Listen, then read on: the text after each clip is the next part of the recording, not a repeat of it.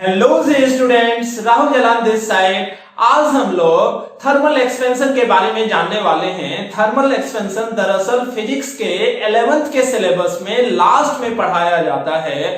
Heat और thermodynamics का ये हिस्सा है, छोटा सा हिस्सा होने के बावजूद इसे इंपॉर्टेंट माना जाता है आईआईटी जेईई और मेडिकल के स्टूडेंट्स के लिए, क्योंकि ये बहुत ही लॉन्ग रेंज ऑफ क्वेश्चंस को कवर करता है, क्योंकि इसमें वैरायटीज ऑफ क्वेश्चंस हो सकते हैं।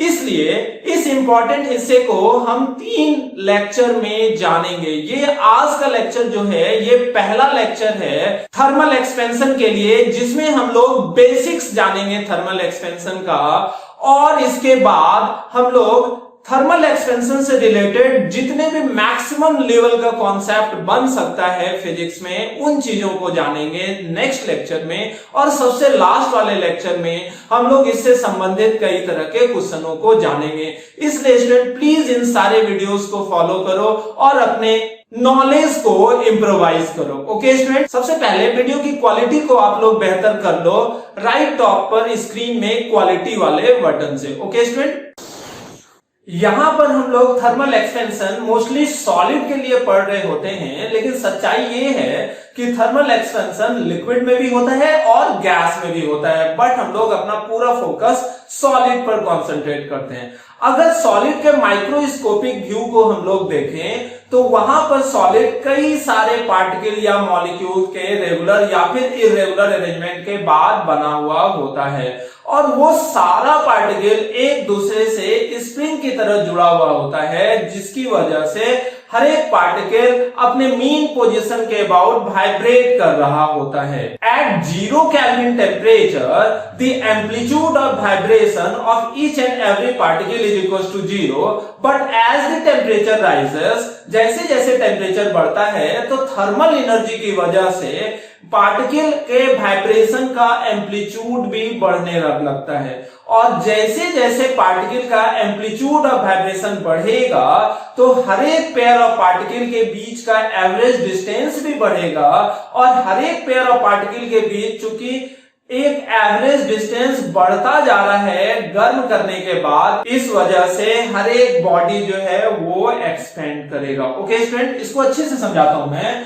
यहां पर अगर किसी सॉलिड को हम लोग देखें और यहाँ 1 2 3 4 5 6 7 और एक पीछे 8 पार्टिकल को अगर हम दर्शा रहे हैं यहाँ पर, तो इस सॉलिड में ये 8 पार्टिकल ऐसा होता है लगभग कि वो स्प्रिंग से जुड़ा हुआ है, जो कि है नहीं वास्तव में। तो ये रिप्रेजेंटेशन क्यों दिया जाता है? तो ये रिप्रेजेंटेशन इसलिए दिया जाता है कि ये समझाया जा सके कि ये पार्टिकल एक्चुअली रेस्ट में नहीं होता है, ये पार्टिकल अपने मीन पोजीशन के अबाउट वाइब्रेट कर रहा होता है। हर एक पार्टिकल अपने मीन पोजीशन के अबाउट वाइब्रेट कर रहा होता है।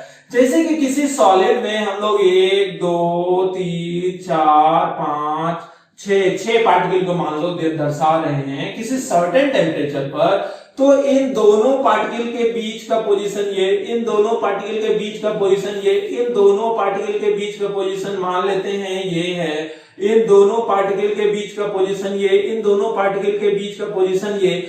तो ये पार्टिकल रेस्ट में नहीं है। सच्चाई ये होता है, हम लोग बचपन से पढ़े आ रहे हैं कि सॉलिड में पार्टिकल रेस्ट में होता है, बल्कि ऐसा होता नहीं है।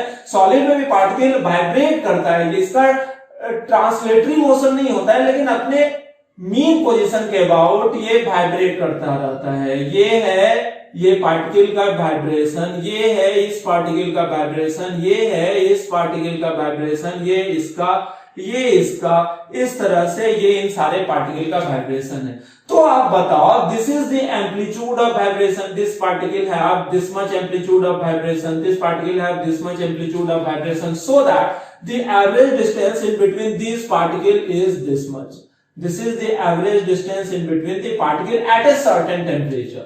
जैसे टेम्परेचर बढ़ाया जाएगा तो ये एम्पलीट्यूड ऑफ वाइब्रेशन है ना, ये बढ़ जाएगा, क्योंकि ये तेजी से वाइब्रेट करना शुरू करेगा due to increment of thermal energy. Okay students, जिस वजह से क्या होगा, ये पार्टिकल का एवरेज डिस्टेंस बढ़ता चला जाएगा।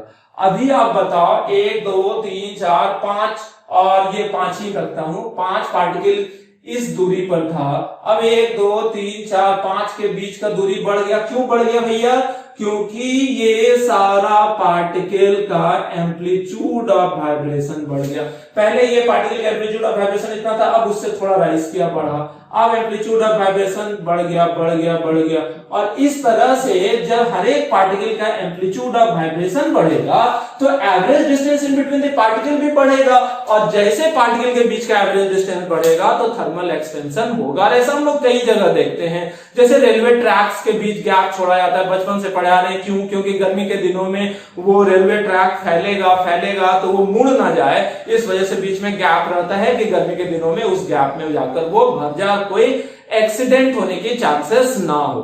अब हम लोग उन मैथमेटिकल टर्म्स पर आते हैं जिन मैथमेटिकल टर्म्स का जरूरत होता है इस टॉपिक पर आधारित क्वेश्चंस को बनाने के लिए। ओके स्टूडेंट, थर्मल एक्सपेंशन में दरअसल हम लोगों को 3 तरह का एक्सपेंशन देखना है, लीनियर एक्सपेंशन, एरिया एक्सपेंशन और वॉल्यूम एक्सपेंशन, जिसमें सबसे महत्वपूर्ण होता है लीनियर एक्सपेंशन। लीनियर एक्सपेंशन क्या बोलता है कि कोई भी बॉडी में हर एक डायमेंशन में, माने हर एक दिशा के लिए ये बात हो रही है, किसी एक दिशा के लिए नहीं, हर एक डायमेंशन में लीनियर एक्सपेंशन जो होगा वो डिपेंड करेगा टेम्परेचर राइज पर और initial length of the body in that particular direction. Okay student, linear expansion में यहां पर हम लोग कंसिडर करते हैं कि T1 टेम्परेचर जो कि शुरुआत का टेम्परेचर है, उस पर किसी रॉड का लेंथ L था, और जैसे हम लोग टेम्परेचर बढ़ा के T2 कर दिए तो इस रॉड की लंबाई बढ़कर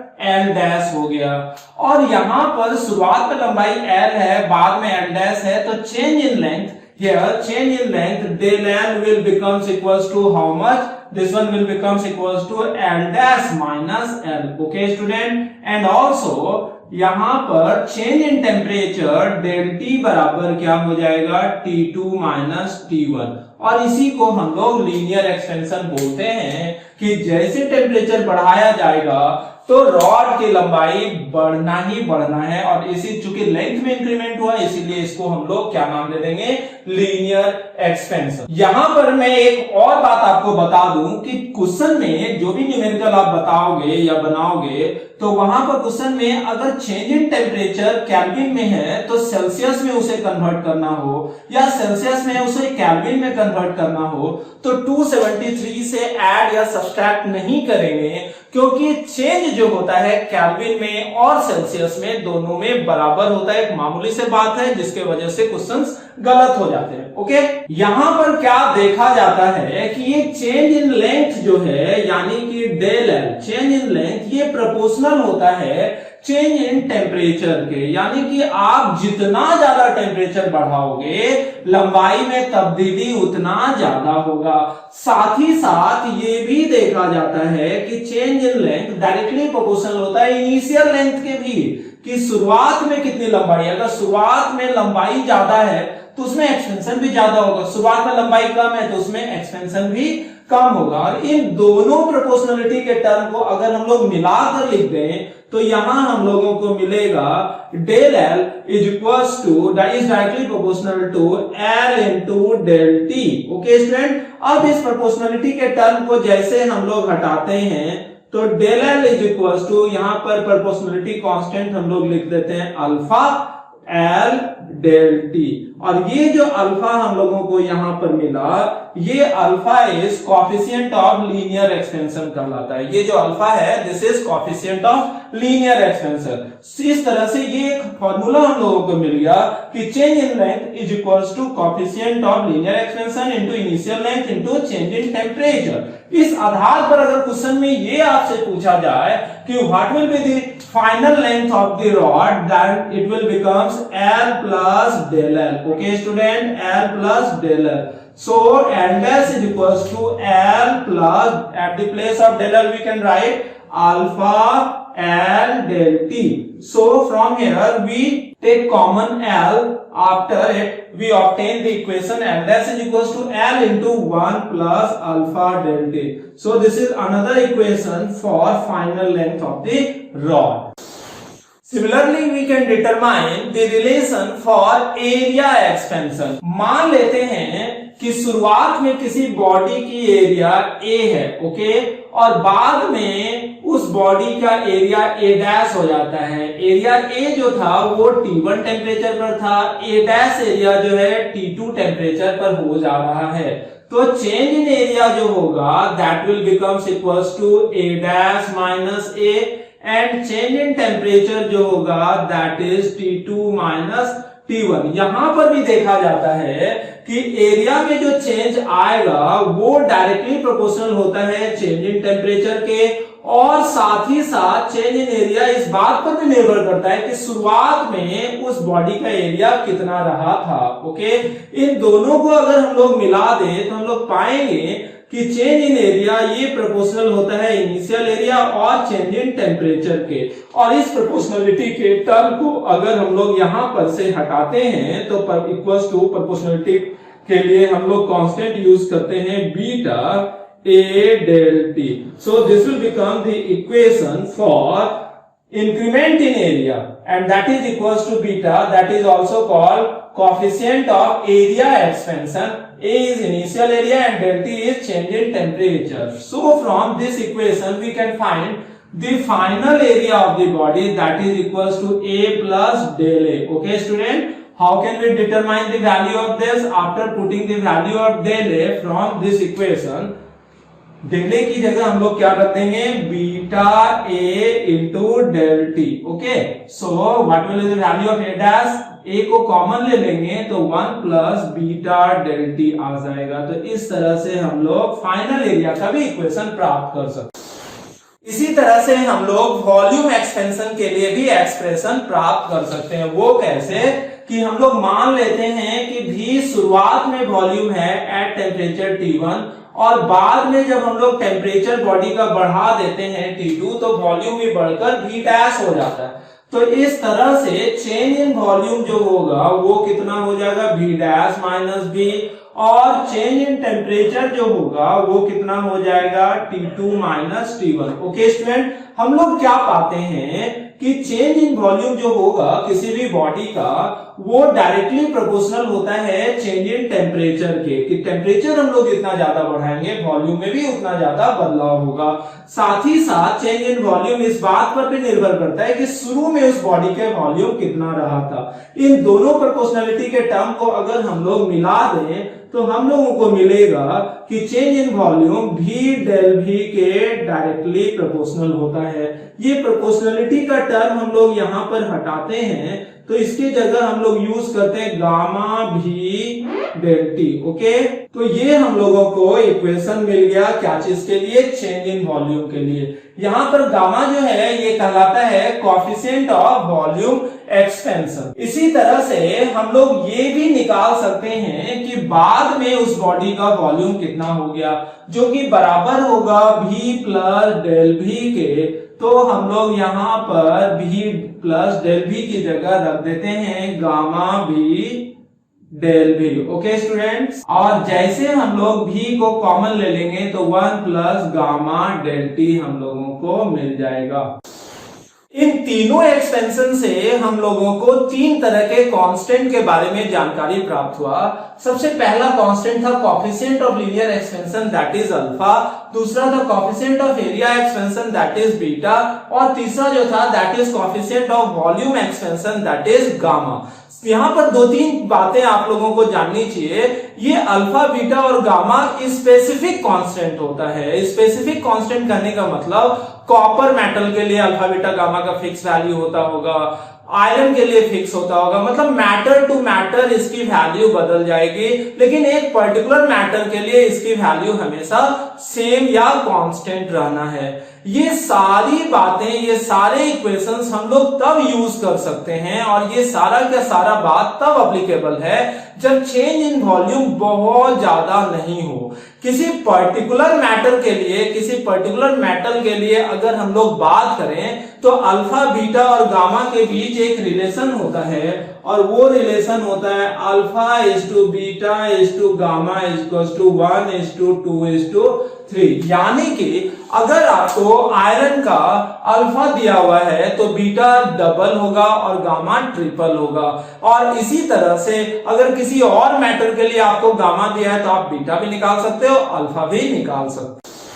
जैसा कि हम लोगों ने पहले भी डिस्कस कर लिया है कि ये जो थर्मल एक्सपेंशन है ये सिर्फ सॉलिड के लिए एप्लीकेबल नहीं है, लिक्विड और गैस में भी ऐसा देखा जाता है। ज्यादातर सॉलिड, लिक्विड और गैस में ये होता है कि टेम्परेचर बढ़ाएंगे तो वॉल्यूम या बढ़ेगा, थर्मल एक्सपेंशन ही होना है। लेकिन कभी कभी एक पर्टिकुलर लिक्विड जिसको कि वाटर हम लोग मान सकते हैं, वहां पर क्या देखा जाता है, किसी सर्टेन रीजन में टेम्परेचर बढ़ाने पर वॉल्यूम घट जाता है। जैसा कि थर्मल एक्सपेंशन में हम लोगों ने पहले भी डिस्कस कर लिया कि टेम्परेचर बढ़ाने पर चाहे सॉलिड हो या लिक्विड हो या फिर गैस हो, हर जगह एक्सपेंशन ही देखा जाता है। लेकिन वाटर एक ऐसा एग्जाम्पल होता है जिसमें सर्टेन टेम्परेचर रीजन में एक्सपेंशन के बजाय कंप्रेशन ही हो जाता है। यानी कि किसी सर्टेन टेम्परेचर रीजन में जैसे जैसे हम लोग टेम्परेचर बढ़ाते हैं वॉल्यूम घट जाता है। वो कैसे, यहां पर हम लोग देखते हैं इस ग्राफ से कि देखा जाता है सिर्फ वाटर में कि 0 डिग्री सेल्सियस पर जब वाटर फॉर्म होता है आइस के बाद, तो वाटर शुरुआत में टेम्परेचर बढ़ाने के बाद वाटर का वॉल्यूम घटता है, जबकि टेम्परेचर बढ़ाने के बाद वॉल्यूम बढ़ना चाहिए था। लेकिन देखा जाता है 0 to 4 डिग्री सेल्सियस में वॉल्यूम घटता चला जाता है, घटते गया और लोएस्ट वॉल्यूम जो होता है 4 डिग्री सेल्सियस पर, और उसके बाद नॉर्मल फेनोमेनन देखने को मिलता है। यानी कि 4 डिग्री सेल्सियस से ज्यादा टेम्परेचर बढ़ाएंगे तो वॉल्यूम वाटर का भी बढ़ेगा।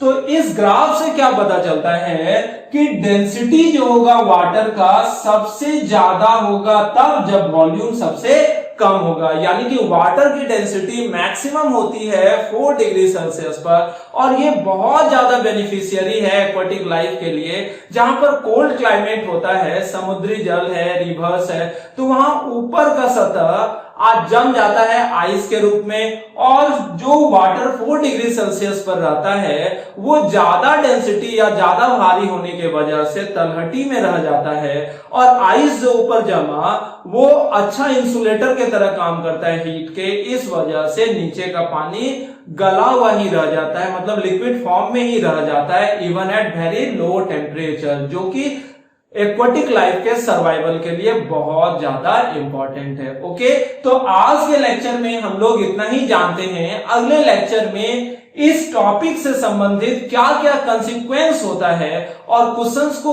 कैसे कैसे हम लोग मैक्सिमम लेवल तक मोल्ड कर सकते हैं for IIT JEE advance mainly, उन चीजों के बारे में अलग अलग केस के तौर पर देखेंगे। Okay students.